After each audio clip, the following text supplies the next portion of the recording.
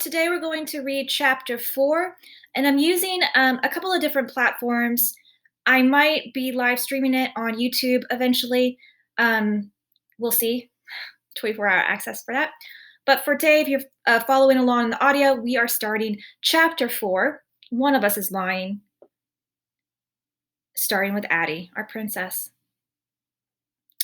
Addie, Thursday, September 27th, 7:30 p.m. I should be doing homework before Jake stops by, but instead, I'm sitting at the vanity in my bedroom, pressing fingers to the skin at my hairline. The tenderness on my left temple feels as though it's going to turn into one of those horrible, oversized pimples I get every few months or so. Whenever I have one, I know it's all anyone can see. I'll have to wear my hair down for a while, which is how Jake likes it anyway. My hair is the only thing I feel 100% confident about all the time. I was at Glenn's diner last week with my girlfriends, sitting next to Keely across from the big mirror, and she reached over and ran a hand through my hair while grinning at our reflections. "Can we please trade? Just for a week," she said. I smiled at her, but wished I were sitting on the other side of the table. I hate seeing Keely and me side by side. She's so beautiful, all tawny skin and long eyelashes and Angelina Jolie lips. She's the lead character in the movie, and I'm the generic best friend, whose name you forget before the credits even start rolling. The doorbell rings, but I know better than to expect Jake upstairs right away. Mom's going to capture him for at least 10 minutes. She can't hear enough about the Simon situation, and she'd talk about today's meeting with Officer Budapest all night if I let her. I separate my hair into sections and run a brush along each length. My mind keeps going back to Simon. He'd been a constant presence around our group since freshman year, but he was never one of us. He had only one real friend, a sort of goth girl named Janae. I used to think they were together until Simon started asking out all of my friends. Of course, none of them ever said yes. Although last year, before she started dating Cooper, Keely got super drunk at a party and let Simon kiss her for 5 minutes in a closet. It took her ages to shake him after that. I'm not sure what Simon was thinking, to be honest. Keely has one type, jock. He should have gone for someone like Bronwyn. She's cute enough, in a quiet kind of way, with interesting gray eyes and hair that would probably look great if she ever wore it down. Plus, she and Simon must have tripped over each other in honors classes all the time. Except I got the impression today that Bronwyn didn't like Simon much. Or at all. When Officer Budapest talked about how Simon died, Bronwyn looked, I don't know, not sad. A knock sounds at the door, and I watch it open in the mirror. I keep brushing my hair as Jake comes in. He pulls off his sneakers and flops on my bed with exaggerated exhaustion, arms splayed at his sides. "Your mom's run me dry, Ads. I've never met anyone who can ask the same question in so many ways." "Tell me about it," I say, getting up to join him. He puts an arm around me and I curl into his side, my head on his shoulder and my hand on his chest. We know exactly how to fit together. And I relax for the first time since I got called into Principal Gupta's office. I trail my fingers along his bicep. Jake's not as defined as Cooper, who's practically a superhero with all the professional level working out he does. But to me, he's the perfect balance of muscular and lean. And he's fast. The best running back Bayview High's seen in years. There's not the same feeding frenzy around him as Cooper, but a few colleges are interested, and he's got a good shot at a scholarship. "Mrs. Keller called me," Jake says. My hand halts his progress up his arm as I stare at the crisp blue cotton of his t-shirt. "Simon's mother? Why?" "She asked if I'd be a pallbearer at the funeral. It's going to be Sunday," Jake says. his shoulders lifting in a shrug. I told her sure. Can't really say no, can I? I forget sometimes that Simon and Jake used to be friends in grade school and middle school, before Jake turned into a jock and Simon turned into whatever he was. Freshman year, Jake made the varsity football team and started hanging out with Cooper, who was already a Bayview legend after almost pitching his middle school team to the Little League World Series. By sophomore year, the two of them were basically the kings of our class, and Simon was just some weird guy Jake used to know. I half think Simon started about that to impress Jake. Simon found out one of Jake's football rivals was behind the anonymous sexting harassment of a bunch of junior girls and posted it on his app called After School. It got tons of attention for a couple of weeks, and so did Simon. That might have been the first time anyone at Bayview noticed him. Jake probably patted him on the back once and forgot about it, and Simon moved on to bigger and better things by building his own app. Gossip, as a public service, doesn't go very far, so Simon started posting things a lot pettier and more personal than the sexting scandal. Nobody thought he was a hero anymore. But by then, they were getting scared of him, and I guess for Simon, that was almost as good. Jake usually defended Simon, though, when our friends got down on him for about that. It's not like he's lying, he'd point out. Stop doing sneaky shit and it won't be a problem. Jake can be pretty black and white in his thinking sometimes. Easy when you've never made a mistake. We're still headed for the beach tomorrow night, if that's okay, he tells me now, winding my hair through his fingers. He says it like it's up to me, but we both know Jake's in charge of our social life. Of course, I murmur. Who's going? Don't say TJ. Cooper and Keeley are supposed to, although she's not sure he's up for it. Luis and Olivia, Vanessa, Tyler, Noah, Sarah, don't say TJ, and TJ. Ugh. I'm not sure if it's my imagination or if TJ, who used to be on the outskirts of our group as a new kid, has started working his way into the center right when I'd wish he'd disappear altogether. Great, I say blandly, reaching up and kissing Jake's jawline. It's a time of day when it's a little scratchy, which is new this year. Adelaide! My mother's voice floats up the stairs. We're heading out! She and Justin go somewhere downtown almost every night, usually restaurants, but sometimes clubs.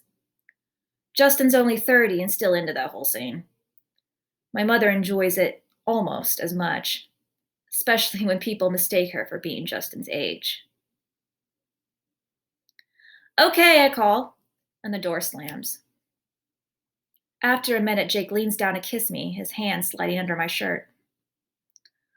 A lot of people think Jake and I have been sleeping together since freshman year. That's not true.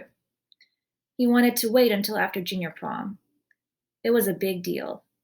Jake rented a fancy hotel room that he filled with candles and flowers and bought me amazing lingerie from Victoria's Secret. I wouldn't have minded something a little more spontaneous, I guess, but I know I'm beyond lucky to have a boyfriend who cares enough to plan every last detail. Is this okay? Jake's eyes scan my face. Or would you rather just hang out? His brows rise like it's a real question, but his hands keep inching lower. I never turn Jake down. It's like my mother said when she first took me to get birth control. If you say no too much, pretty soon, someone else will say yes. Great advice, Mom. Anyway, I want it as much as he does. I live for these moments of closeness with Jake. I'd crawl inside him if I could. More than okay, I say, and pull him on top of me. Let's start with Nate's section. Can you get a drink of coffee first?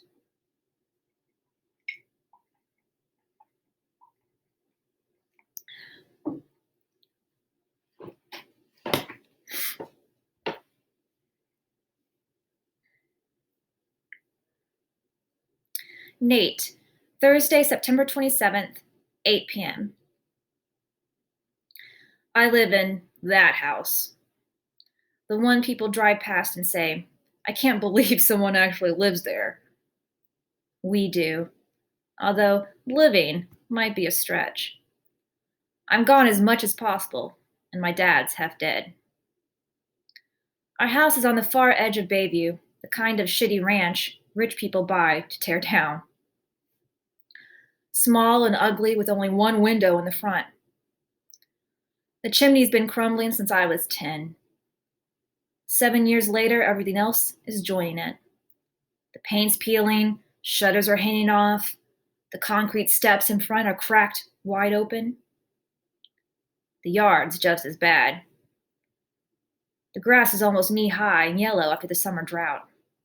I used to mow it, sometimes, until it hit me that yard work is a waste of time that never ends. True that.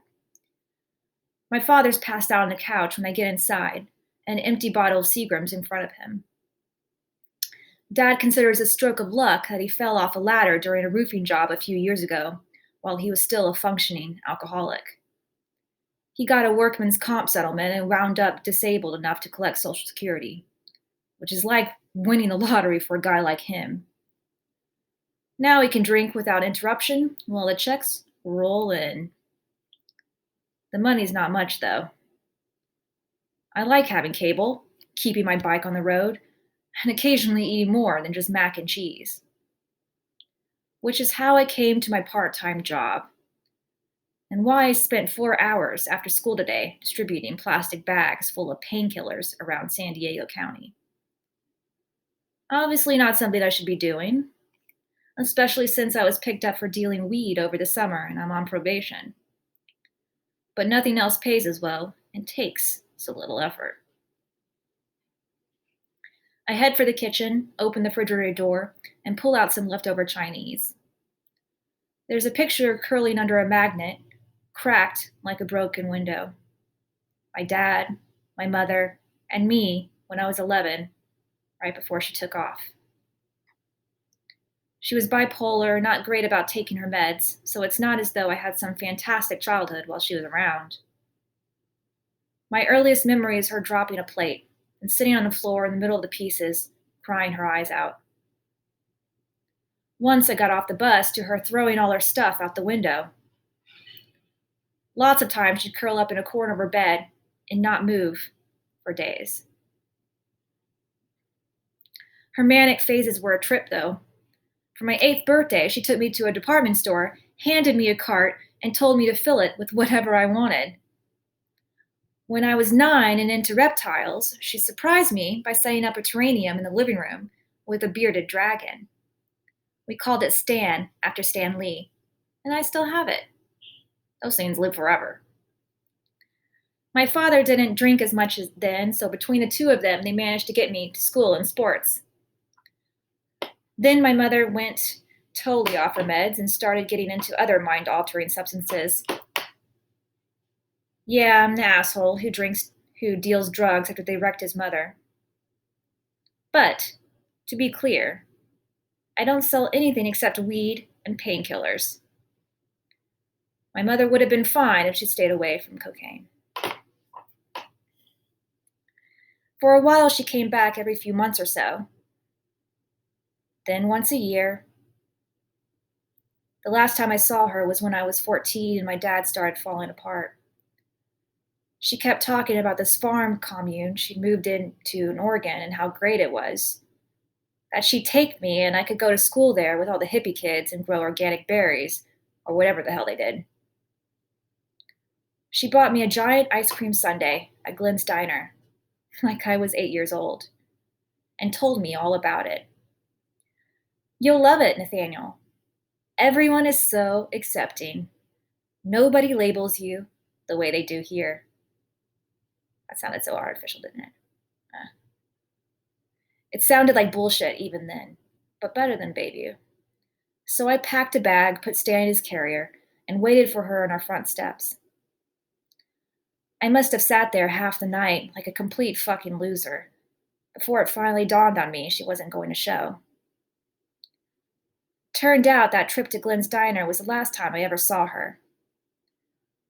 While the Chinese heats up, I check on Stan, who's still got a pile of wilted vegetables and a few live crickets from this morning. I lift the cover from his terrarium and he blinks up at me from his rock. Stan is pretty chill and low maintenance, which is the only reason he's managed to stay alive in this house for 8 years. What's up, Stan? I put him on my shoulder, grab my food, and flop into an armchair across from my comatose father.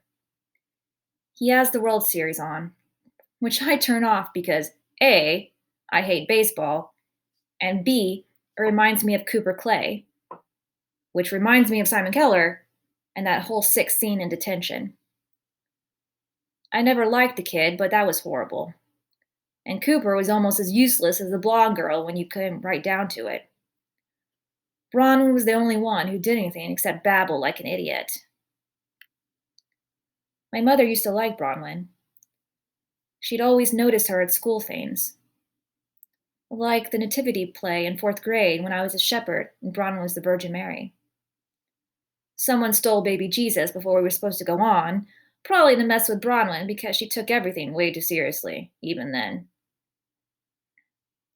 Bronwyn went into the audience, borrowed a bag, wrapped a blanket around it, and carried it around as if nothing had happened. That girl doesn't take crap from anyone, my mother had said approvingly. Okay. In the interest of full disclosure, I stole baby Jesus, and it was definitely to mess with Bronwyn. It would have been funnier, though, if she'd freaked out. My jacket beeps and I dig in my pockets for the right phone. I almost laughed in detention on Monday when Bronwyn said nobody has 2 cell phones.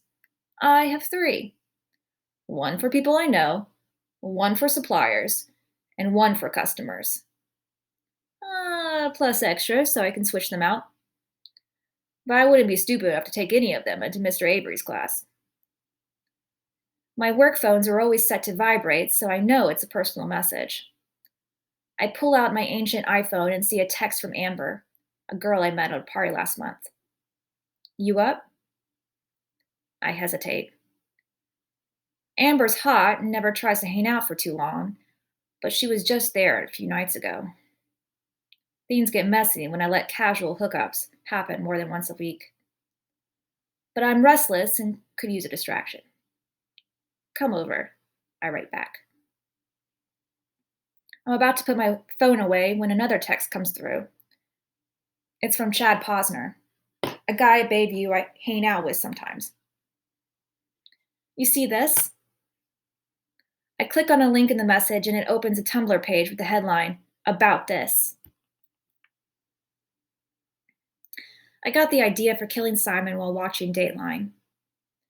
I'd been thinking about it for a while, obviously. It's not the kind of thing you pluck out of thin air. But the how of getting away with it always stopped me. I don't kid myself that I'm a criminal mastermind, and I'm much too good looking for prison. On the show, a guy killed his wife. Standard Dateline stuff, right? It's always the husband. But turns out lots of people were happy to see her gone. She'd gotten a coworker fired, screwed over people on city council, and had an affair with a friend's husband. She was a nightmare, basically. The guy on Dateline wasn't too bright. Hired someone to murder his wife and his cell phone records were easy to trace. But before those came out, he had a decent smokescreen because of all the other suspects. That's the kind of person you can get away with killing. Someone everybody else wants dead. You hear my stomach growling? Let's face it, everyone at Bayview High hated Simon. I was just the only one with enough guts to do something about it. You're welcome. The phone almost slips out of my hand. Another text from Chad Posner came through while I was reading. People are fucked up. I text back. Where'd you get this? Posner writes, some rando emailed a link with the laughing so hard I'm crying emoji. He thinks it's somebody's idea of a sick joke. which is what most people would think if they hadn't spent an hour with a police officer asking 10 different ways how peanut oil got into Simon Keller's cup, along with 3 other people who looked guilty as hell. None of them have as much experience as I do keeping a straight face when shit's falling apart around them. At least, none of them are as good as it as me. We're going to move into chapter 5 in another video. Please reach out if you have any questions, and have a good day.